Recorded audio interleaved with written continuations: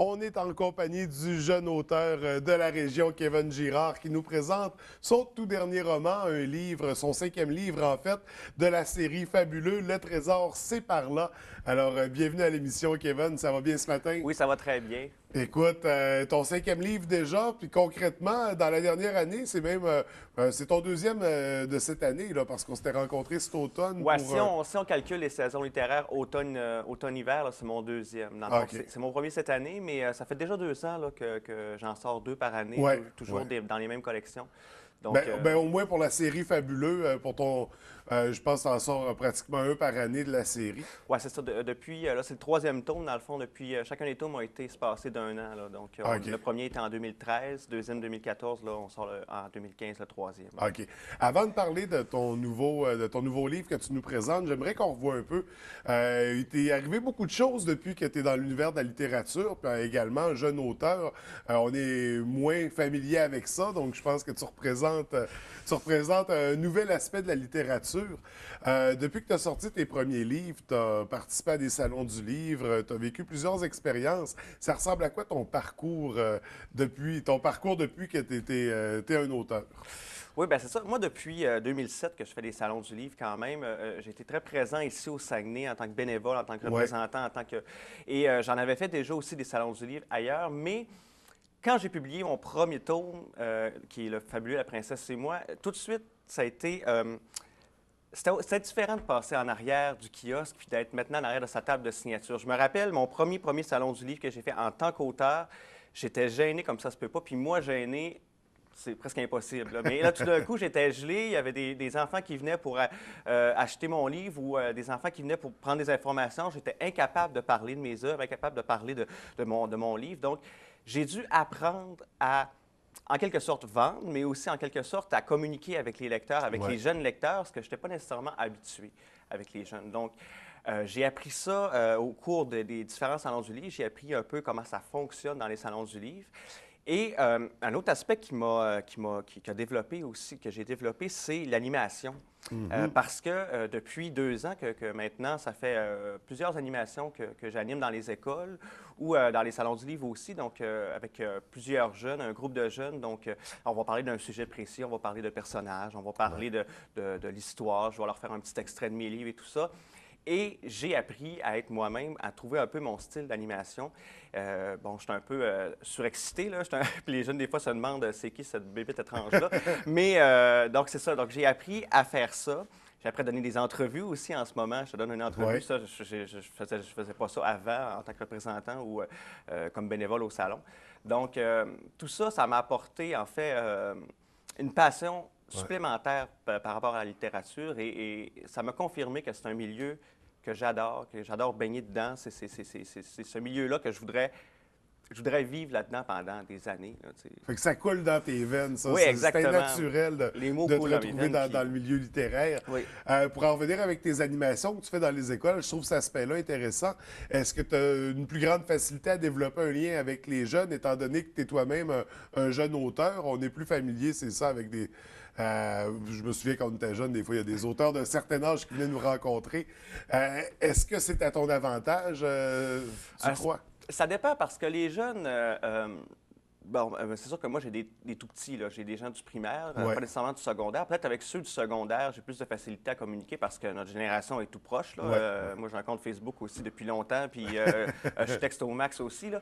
Mais avec les tout petits, c'est drôle parce qu'eux, ils considèrent que, bon, c'est une personne vieille. Tu sais, Une j'ai grande 22, personne, c'est c'est ça. une grande personne. Hein? J'ai 22 pour eux, je suis vieux. Donc, mais mais il y a quand même des petits aspects que j'amenais. Je me rappelle un de mes salons pour faire, parce que des salons du livre, tu arrives, puis les jeunes vont aller faire la collecte de signets qu'on appelle. Hein. Ils Ouais. vont se promener partout, puis ils veulent pas nécessairement acheter des livres ou ils n'ont pas les sous pour acheter des livres, fait qu'ils vont faire la tournée de Ah, il signets, y ils a vont même aller des chercher, compétitions, ils là, vont aller celui chercher qui... le plus de signets possible à collectionner. Et moi, ben là, je m'étais dit, je peux pas leur donner des signets comme ça, il faut qu'ils les gagnent un peu, puis je leur faisais faire une année, c'était la mode du Gangnam Style, là. Ouais. Fait que je leur faisais faire le Gangnam Style avant de partir. Mais tu vois, je pense pas que quelqu'un de 45 ans aurait fait faire le Ouais, Gangnam ouais. Style aux jeunes. Donc, il y a peut-être ça un peu qui me ramène avec les jeunes. Notre génération est tout proche. Bien, c'est ça. Je suis une grande personne quand même. Oui, ouais, ça demeure. Tu là pour leur partager l'expérience, Exactement. mais je trouve quand même que c'est un aspect très intéressant. On va y aller avec bon, la série Fabuleux. Tu présentes le troisième tome. On va faire un rappel rapidement de la série, de quoi il s'agit, parce qu'on sait que tu es dans la Fabuleuse depuis combien de temps? Ça va être ma sixième année cette année. Et on se rappelle que de la série Fabuleux est issue de ça, de ton expérience dans la Fabuleuse, mais plus encore de quoi il s'agit avec la série. Ben, en fait, dans la série, on retrouve une petite fille de 7 ans qui s'appelle Charlotte, qui, dans le premier tome, joue le spectacle. Et dans les tomes subséquents, elle voyage dans le temps à travers les tableaux. Donc, en jouant la fabuleuse, il y a toujours un élément magique qui arrive au spectacle, qui fait en sorte qu'elle entre dans le tableau et vit une aventure donc avec les personnages du tableau de la OK. fabuleuse. OK. Donc, le premier Donc, tome qui était La Princesse, c'est moi. Exactement. Le premier tome était un petit peu plus réaliste parce que moi, je l'appelle un peu le prologue de la série. Dans le fond, on retrouve le personnage de Charlotte. On apprend à la connaître d'abord. Et elle va jouer donc dans la fabuleuse, mais donc on va avoir tout l'aspect des coulisses de la fabuleuse. Il n'y a pas nécessairement d'éléments magiques, mais donc c'est ça, elle va jouer. Mais on voit l'envers du décor. On voit l'envers du décor. Ce qui rend la magie, finalement, ce qui révèle la magie de la Fabuleuse. Exactement. Donc, c'est vraiment le prologue à la série. Ouais. Et le deuxième tome, c'est le tableau de la cour de François Ier. Donc, le fou du roi a un bâton magique et fait en sorte que Charlotte se retrouve en 1534 avec le roi François Ier. Et le fou du roi vit une injustice, elle va essayer de le sauver. Donc, Et le troisième tome qui vient de Oui. paraître, pour moi, je vais te dire, c'est mon préféré. OK? Puis c'est dur de dire qu'un de tes œuvres est préféré parce que dans le fond, tu les aimes tous. Là. Je veux dire, tu peux pas dire qu'une est moins bonne que l'autre. Pourquoi tu l'as publié si elle est moins bonne? Mais, donc, celle-là, c'est mon préféré parce que c'est celui qui parle le plus de la région ici. Dans le fond, j'ai voulu imaginer, parce qu'on sait que la Compagnie des 21, donc les 14 arrivants ici, les premiers arrivants au Saguenay, sont partis de la Malbaie, sont arrivés à la baie en 1838. ouais. Et moi, j'ai essayé d'imaginer le voyage entre les deux, parce qu'on ne sait pas qu'est-ce qui s'est passé durant le voyage. Pendant la goélette, on n'a pas nécessairement d'archives sur qu'est-ce qui s'est passé pendant le voyage. Ça a sûrement duré plus qu'une journée, ou en tout cas, ça a duré du temps. Donc, qu'est-ce qui s'est passé? Ils se sont-ils amusés sur le bateau? Qu'est-ce qu'ils ont fait? Et là, mon esprit a divagué. J'ai imaginé que les arrivants de la baie avaient combattu des pirates, qu'ils avaient atterri sur une île à cause de sirènes, que l'île, il y avait des semeurs dessus. Puis c'est grâce aux semeurs sur l'île qu'ils ont décidé de semer ici la terre au OK. Saguenay-Lac-Saint-Jean. Et à travers ça, donc, Charlotte se retrouve en 1838 à la Malbaie. Elle embarque dans la goélette de la Compagnie des 21, s'en vient au Saguenay pour retrouver sa maison, parce que là, elle est déboussolée, elle arrive d'une époque qu'elle ne connaît pas. Elle se dit, bien là, je veux retrouver ma mère au Saguenay, donc j'embarque avec vous pour aller là-bas. Et donc, elle devra aussi trouver le trésor, parce que quand les furieux pirates essaient d'attaquer le bateau de la goélette, il leur dit qu'il y a un trésor au Saguenay qu'il protège. Donc, et Charlotte va essayer d'aller voir c'est quoi le OK. trésor du Saguenay, tout en essayant de retrouver sa maison. Donc, on reprend l'histoire et on la transforme, on fait vivre une aventure digne des Odyssées d'Ulysse. Exactement. Donc, Olivier, quand même. Peut-être plus jeunesse un petit peu, là, et moins compliqué Oui, dans le oui. vocabulaire, mais beaucoup plus accessible. oui. C'est ce qu'on retrouve avec le trésor, c'est par là. Le personnage qu'on retrouve en couverture, est-ce que c'est Alexis Simard? Est-ce C'est que exactement Alexis Bon, Simard. Et c'est drôle parce que j'ai une de mes collègues à l'école qui m'a dit, à l'université, qui m'a dit qu'elle trouvait le déguisement dessus qui était un peu moche. Mais en fait, c'est vraiment le déguisement d'Alexis Simard dans la fabuleuse histoire d'un royaume. Donc, si vous allez voir la fabuleuse histoire d'un royaume et que vous voyez Alexis, Alexis, en passant, qui est le père du Saguenay, on dit que c'est grâce à lui si on existe ici aussi. Donc, c'est notre ancêtre suprême. Oui, on serait tous descendants d'Alexis Simard. Exactement. Donc oui, c'est Alexis. Et le carnet qu'il tient dans ses mains, dans le fond, c'est le carnet magique qui contient les 14 arrivants, donc ses compagnons, les 13 personnes qui l'accompagnaient avec lui donc, dans la goélette. Donc, une folle aventure à découvrir. C'est des romans jeunesse. Ça s'adresse à qui principalement? Ça s'adresse aux premiers lecteurs. Qu'est-ce qu'on entend par premier lecteur? On entend des gens des jeunes qui ont lâché les albums jeunesse, donc et qui sont prêts à entreprendre la lecture d'un roman. OK. Mais pour faire une transition entre un vrai roman et l'album jeunesse, donc on propose cette série-là. 7 à 10 ans, donc. Et qu'est-ce qui est formidable, c'est qu'on retrouve un petit peu d'illustration aussi. C'est écrit assez gros, donc les jeunes ont l'impression vraiment de lire un vrai roman. Et ça se lit rapidement. Donc, c'est vraiment adapté pour les jeunes qui commencent à lire. Justement, au niveau des illustrations, on le mentionne, il y en a quelques-unes à l'intérieur du livre. La couverture aussi, que je Oui, trouve très sympathique. C'est qui est responsable de tout ça. ouais, de En fait, l'aspect visuel? c'est Marie-Lie Lacombe, qui est une illustratrice de l'Abitibi-Témiscamingue, parce que moi, ma maison d'édition vient de là, donc de OK. Ville-Marie au Témiscamingue. Et donc, Marie-Lie, des fois, je communique avec elle un peu pour lui donner un peu des idées de ce qu'est-ce que j'aimerais avoir sur la page couverture. Notamment pour celui-là, je trouvais cool de mettre une carte au trésor sur le voile, la goélette. Et oui, donc celui-là, c'était vraiment mon préféré dans les illustrations. Et ce qui est super drôle avec Marie-Lie, c'est qu'elle ne connaît pas vraiment le Saguenay, elle ne connaît pas le spectacle non plus. Donc, j'y envoie des photos pour qu'elle puisse s'inspirer un peu. J'y envoie des photos du spectacle.